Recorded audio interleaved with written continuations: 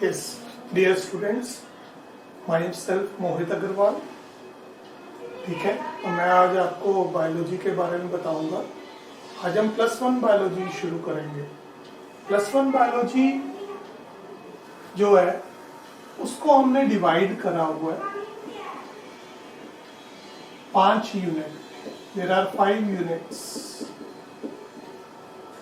Clear? 5 units है। Living world,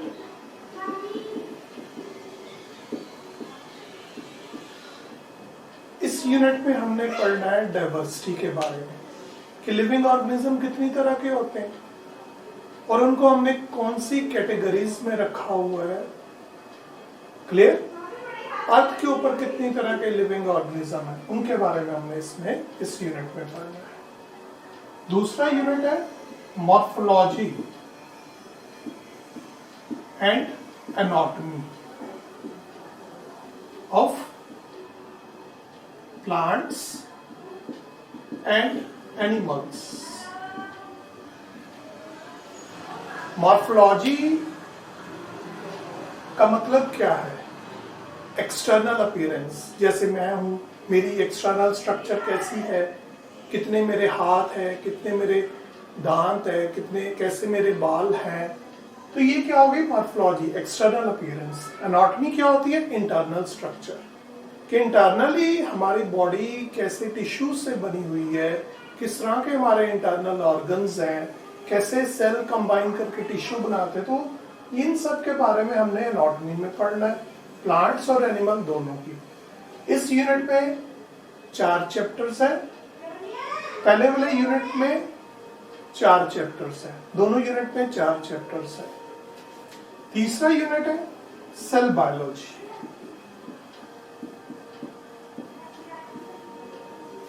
इस unit में हमने सेल की स्ट्रक्चर के बारे में पढ़ना है कि सेल की स्ट्रक्चर कैसी होती है, सेल के कंपोनेंट्स कौन कौन से हैं। क्लियर?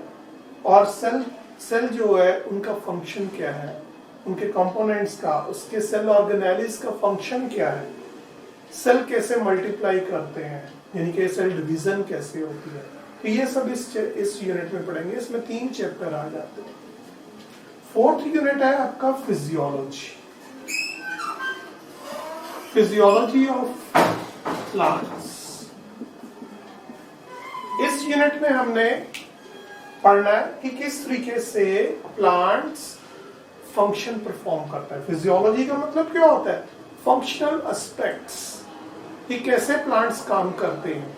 अब जैसे प्लांट है, प्लांट वाटर को अब्सॉर्ब कैसे करते हैं, वाटर राइज कैसे करता है प्लांट में, प्लांट अपना फूड खुद बनाते हैं, यानी कि फोटोसिंथेसिस करते हैं तो कैसे करते हैं, प्लांट रेस्पायर करते हैं तो कैसे करते हैं, plant growth and development show करते हैं तो किस तरीके से करते हैं। तो इस यूनिट में 5 चैप्टर है। क्लियर? और 5th यूनिट है physiology of animals. Interesting unit है बहुत। लास्ट यूनिट है +1 का, ये आप लोगों ने 10th क्लास में भी पढ़ा होगा। इसमें हमने एनिमल्स के फंक्शनल एस्पेक्ट्स के बारे में पढ़ना है, जैसे डाइजेस्टिव सिस्टम कैसा है, रेस्पिरेटरी सिस्टम कैसा है, सर्कुलेटरी सिस्टम कैसा है, एक्सक्रीटरी सिस्टम कैसा है, नर्वस सिस्टम कैसा है, क्लियर, एंडोक्राइन सिस्टम कैसा है, इन सब के बारे में इस यूनिट में पढ़ना है। तो ये मैंने आपको +1 के डिफरेंट चैप्टर्स का ओवरव्यू दिया है। तो आज हम शुरू करेंगे 1st unit, the living world. Diversity of the living organism.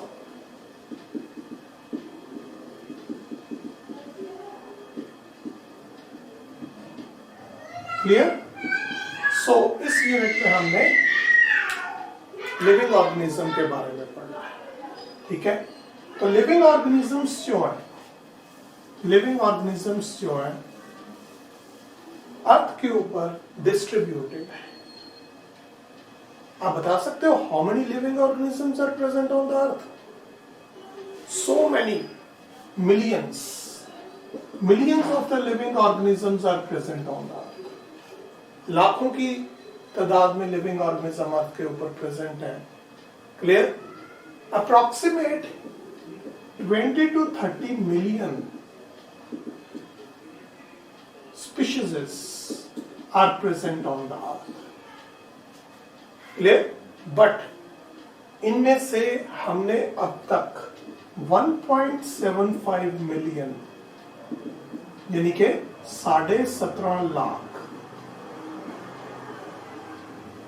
Species को स्टडी कर चुके हैं। इतनी स्पीशीज को के बारे में हम जानते हैं अर्थ के ऊपर प्रेजेंट है। स्पीशीज का कॉन्सेप्ट कांस्टेंट नहीं होता। क्लियर? स्पीशीज बनती रहती हैं, स्पीशीज एक्सटिंक्ट होती रहती हैं, लुप्त होती रहती हैं।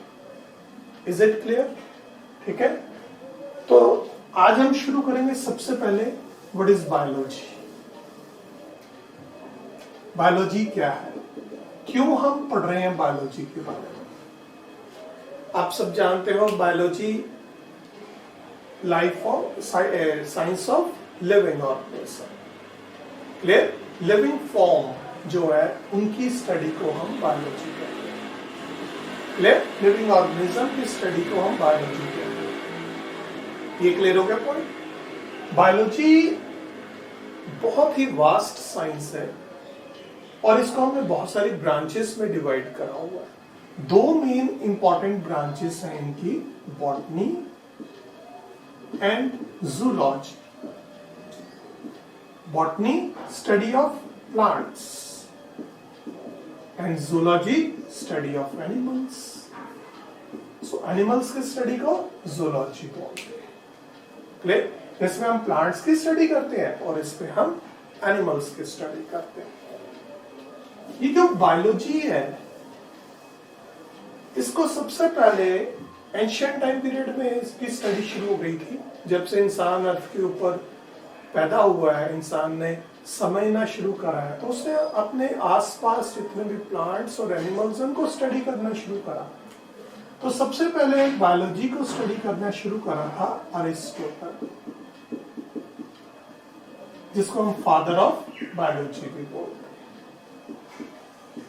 इनको हम फादर ऑफ ज़ूलॉजी भी बोलते हैं क्योंकि इन्होंने एनिमल्स को स्टडी करा था। इन्हीं का एक स्टूडेंट था थियोफ्रेजस। थियोफ्रेजस, इसको हम फादर ऑफ बॉटनी बोलते हैं। Father of botany. इस बंदे ने सबसे पहले प्लांट्स के बारे में स्टडी करा था, प्लांट्स के बारे में बताया था। क्लियर? तो अब सबसे पहले वेरी सिंपल, लिविंग ऑर्गेनिज्म होते क्या है? What are the living organism? क्या होते हैं लिविंग ऑर्गेनिजम्स? आप सब जानते हो, we are the living organisms. हमें, और ये नॉन लिविंग थिंग्स है, बोर्ड है नॉन लिविंग थिंग्स है, पेन है नॉन लिविंग थिंग्स है। क्लियर? तो हमें और इन नॉन लिविंग थिंग्स में क्या फर्क है कि लिविंग ऑर्गेनिजम्स के कैरेक्टर्स क्या है? क्लियर? कैसे living organism non living thing से अलग हो जाते हैं? क्लियर? तो कुछ कैरेक्टर्स वेरी कॉमन जो लिविंग ऑर्गेनिज्म को एक्सक्लूसिव बनाते हैं, यानी कि डिफरेंशिएट करते हैं नॉन लिविंग थिंग से। और सबसे मेन इंपॉर्टेंट कैरेक्टर होता है ग्रोथ, रिप्रोडक्शन। ग्रोथ, रिप्रोडक्शन, ये सबसे मेन इंपॉर्टेंट कैरेक्टर होते हैं जो कि लिविंग ऑर्गेनिज्म पे लिविंग ऑर्गेनिज्म को नॉन लिविंग ऑर्गेनिज्म से, नॉन लिविंग थिंग से डिफरेंशिएट करते हैं। क्लियर? अब ग्रोथ है, living organism grow in size. क्यों ग्रो करते हैं? क्योंकि उनमें सेल डिवीजन होती है, उनकी बॉडी सेल्स की बनी होती है, सेल साइज में ग्रो करते हैं, सेल फूड रिजर्व फूड को स्टोर करते हैं। क्लियर? रिप्रोडक्शन, मल्टीप्लीकेशन, रिप्रोड्यूस करना, अपने जैसे और ऑर्गेनिज्म प्रोड्यूस करना। अब इसमें एक क्वेश्चन आता है कि रिप्रोडक्शन क्यों जरूरी है लिविंग ऑर्गेनिज्म में? देखो बेटा, लिविंग ऑर्गेनिज्म का एक लिमिटेड लाइफ स्पैन है। After some time the living organism died, मर जाते हैं, खत्म हो जाते हैं। क्यों? क्योंकि उनका लाइफ स्पैन लिमिटेड है। अब जैसे कोई ऑर्गेनिज्म है, वो यदि रिप्रोड्यूस नहीं करेगा, मल्टीप्लाई नहीं करेगा, अपने जैसे ऑर्गेनिज्म प्रोड्यूस नहीं करेगा, तो उसकी स्पीशीज की आइडेंटिटी खत्म हो जाएगी। सो अपनी स्पीशीज की आइडेंटिटी को बचाने के लिए लिविंग ऑर्गेनिज्म रिप्रोड्यूस करते हैं, अपने जैसे और ऑर्गेनिज्म प्रोड्यूस करते हैं। क्लियर हो गया कि रिप्रोडक्शन क्यों जरूरी है, मल्टीप्लिकेशन क्यों जरूरी है। ठीक है, क्लियर। ऐसे ही और कैरेक्टर्स हैं। मेटाबॉलिज्म। मेटाबॉलिज्म क्या होता है? जितने भी केमिकल प्रोसेसेस हैं, जितने भी केमिकल रिएक्शंस हैं किसी भी लिविंग ऑर्गेनिज्म में जो हो रहे हैं, उनको हम बोलते हैं मेटाबॉलिक रिएक्शंस। मेटाबॉलिज्म दो तरह का होता है, एनाबॉलिज्म एंड कैटाबॉलिज्म। एनाबॉलिज्म में जो स्मॉल पार्टिकल्स हैं, स्मॉल साइज मॉलिक्यूल्स हैं, वो आपस में जुड़ते हैं, जुड़ के एक बड़ा मॉलिक्यूल बना देते हैं, तो उसको हम बोलते हैं एनाबॉलिक रिएक्शन हो गया। इसमें एनर्जी चाहिए, एनर्जी देनी पड़ेगी। कैटाबॉलिज्म इससे उल्टा है। इसमें क्या होता है कि बड़े साइज के पार्टिकल टूट के ब्रेक करके स्मॉलर पार्टिकल्स में कन्वर्ट होते हैं और इसमें एनर्जी लिबरेट होती है, रिलीज होती है, निकलती है एनर्जी। क्लियर हो गया आपको मेटाबॉलिज्म? जैसे फॉर एग्जांपल मैं आपको एक सिंपल सी एग्जांपल देते हैं। प्लांट्स में, एनिमल्स में, हर लिविंग ऑर्गेनिज्म में रेस्पिरेशन होती है। रेस्पिरेशन एक केमिकल प्रोसेस है जिसमें glucose C6H12O6, this is called glucose, इसकी ब्रेकडाउन होती है और ये कार्बन डाइऑक्साइड प्लस वाटर में कन्वर्ट होता है, प्लस एनर्जी लिबरेट होती है। क्लियर? अब ये क्या हो गया, फिर बड़ा मॉलिक्यूल टूट के छोटे मॉलिक्यूल में कन्वर्ट हो गया और एनर्जी निकल रही है। This is a catabolic process. Clear? Anabolism इससे उल्टा है। अब प्लांट्स में हमने फोटोसिंथेसिस पढ़ा है। फोटोसिंथेसिस क्या है? एनाबॉलिक प्रोसेस है। कैसे? इसमें उल्टा होता है, carbon dioxide plus water plus energy in the form of ATP, ये कंबाइन करके ग्लूकोज बनाते हैं। क्या बनाते हैं? ग्लूकोज बनाते हैं। तो ये क्या हो गया? Anabolic process. क्लियर हो गया? जिसमें छोटे पार्टिकल आपस में जुड़े in the presence of energy और एक बड़ा मॉलिक्यूल बना दिया। This is called metabolism. अब ग्रोथ जो है वो नॉन लिविंग थिंग्स भी ग्रो करते हैं, साइज में करते हैं कि नहीं? यस। अब ये बोर्ड ग्रो कर जाएगा साइज में? नहीं, लेकिन कुछ ऐसे नॉन लिविंग थिंग्स है जो साइज में ग्रो करती हैं। जैसे माउंटेन है। अब माउंटेन का साइज क्यों बड़ा हो जाता है? Why the mountain grow in size? Simple सी बात बेटा अपने दिमाग में रखना है, माउंटेन की ग्रोथ लिविंग ऑर्गेनिज्म के जैसे नहीं है। हम ये नहीं कह सकते कि माउंटेन ग्रो कर रहा है तो इट मीन्स कि माउंटेन लिविंग ऑर्गेनिज्म हो गया। नो, बट माउंटेन में ग्रोथ क्यों हो रही है? क्योंकि उसके ऊपर सर्टेन पार्टिकल्स की डिपोजिशन हो रही है, सर्टेन पार्टिकल डिपॉजिट हो रहे हैं, इकट्ठे होते जा रहे हैं, कम्युलेट होते जा रहे हैं, जिसके कारण उसका साइज बड़ा हो रहा है। तो वो फिर लिविंग हुआ कि नॉन लिविंग? नॉन लिविंग हुआ। ऐसे ही सैंड ड्यून्स, सैंड के पहाड़ बन जाते हैं रेगिस्तान में। सैंड कम्युलेट होती रहती है, इकट्ठी होती रहती है और वो ग्रो कर जाती है साइज में। क्लियर? सो ये नॉन लिविंग थिंग्स हैं, लेकिन ग्रो कर रही हैं। क्यों ग्रो कर रही है? Due to accommodation of material outside, बाहर। लेकिन हमारी बॉडी क्यों ग्रो कर रही है? हमारी बॉडी में अंदर मटेरियल की डिपोजिशन होती है, सेल के अंदर डिपॉजिट होता है और सेल मल्टीप्लाई करते हैं, उनमें सेल नहीं है। Clear? So this is the differentiation of the growth in living and non living organisms. Is it clear? एक पॉइंट बड़ा इंपॉर्टेंट है लिविंग ऑर्गेनिज्म में, सेंसरी सिस्टम। आप सबने पढ़ा भी हुआ है। सेंसरी सिस्टम क्या होता है?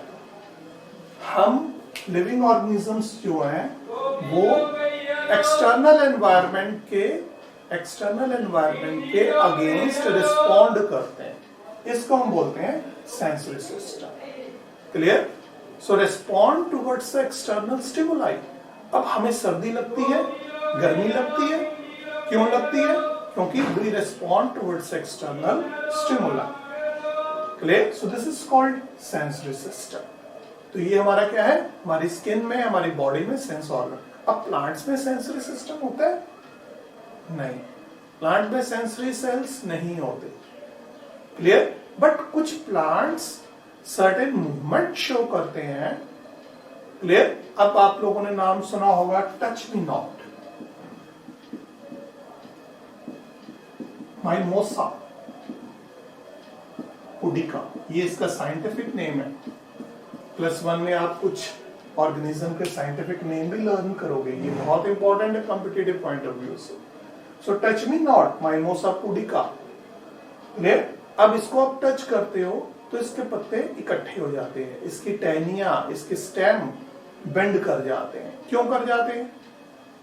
तो इसमें क्या होता है? इसमें एक कंसेप्ट होता है, उसको हम बोलते हैं सेसिमोनास्टी। ये एक नास्टिक मूवमेंट हो गई, बेंडिंग मूवमेंट हो गई। And this seismonasty it is due to turgor difference, turgor pressure difference, उसके कारण ये मूवमेंट होती है। क्लियर हो गया पॉइंट? तो सेंसरी सिस्टम क्या है? लिविंग ऑर्गेनिज्म का एक पॉइंट है, बट ये करेक्टर सारे लिविंग ऑर्गेनिज्म में अप्लाई नहीं होते। अलग अलग ऑर्गेनिज्म में अलग अलग बिहेवियर होता है, अलग अलग ऑर्गेनिज्म में अलग अलग सारे करेक्टर्स सारे ऑर्गेनिज्म में नहीं आपको मिलेंगे। क्लियर? सो अलग अलग तरीके से उनकी अडेप्टेशंस हैं। अब अडेप्टेशन क्यों होती है ऑर्गेनिज्म की? उसके एक्सटर्नल एनवायरनमेंट के अकॉर्डिंगली। अब कहां पे वो ऑर्गेनिज्म रह रहा है उसके अकॉर्डिंगली उसने अपने आप को अडेप्ट करना है। क्लियर? सो बाकी कुछ करेक्टर्स हैं वो हम अगली वीडियो में पढ़ेंगे। आज के लिए इतना ही काफी है, ये आप लोग समझो, वेरी सिंपल है, हम लोगों ने लोअर क्लासेस में भी पढ़ा है। तो नेक्स्ट वीडियो में मैं आपको बताऊंगा कि किस तरीके से लिविंग ऑर्गेनिज्म को हमने क्लासिफाई करा है। क्लियर? कैटेगरीज में रखा है, कौन कौन सी कैटेगरीज हैं। क्लियर? सिस्टमैटिक, टेक्सोनोमी, इनके बारे में हम नेक्स्ट वीडियो में पढ़ेंगे। Clear? So thank you very much. मेरी वीडियो आप शेयर करो, लाइक करो, क्लियर? सब्सक्राइब करो ताकि और वीडियोस आपको मिले। Thank you.